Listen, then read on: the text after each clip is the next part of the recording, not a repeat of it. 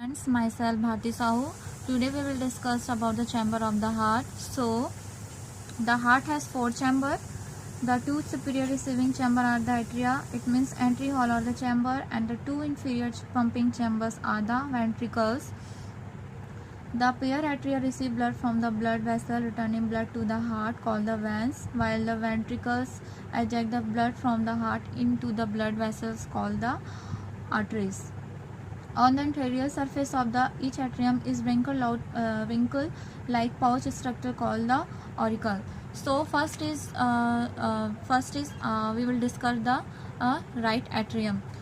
The right atrium from the right border of the heart and receive blood from the 3 veins. First is superior vena cava, second is inferior vena cava, and third one is coronary sinus.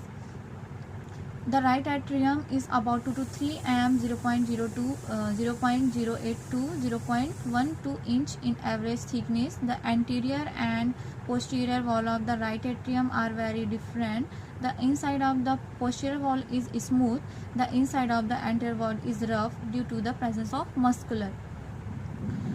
Then between the right atrium and left atrium is thin portion called the interstitial septum, and the blood passes from the right atrium into the right ventricle through the wall that is called the tricuspid wall.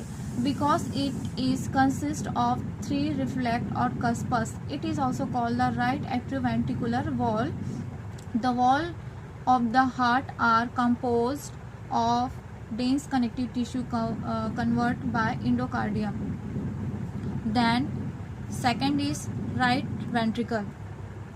The right ventricles about 4 to 5 mm, 0.16 to 0.2 inch in average thickness, and from most of the anterior surface of the heart.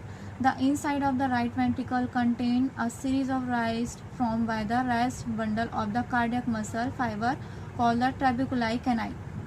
Some of the trabeculae cani convey part of the conduction system of the heart. The cuspes of the tricuspid wall are connected to the tendon-like cord.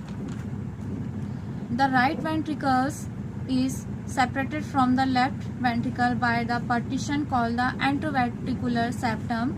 Blood passes from the right ventricle through the pulmonary wall into a large artery called the pulmonary trunk, which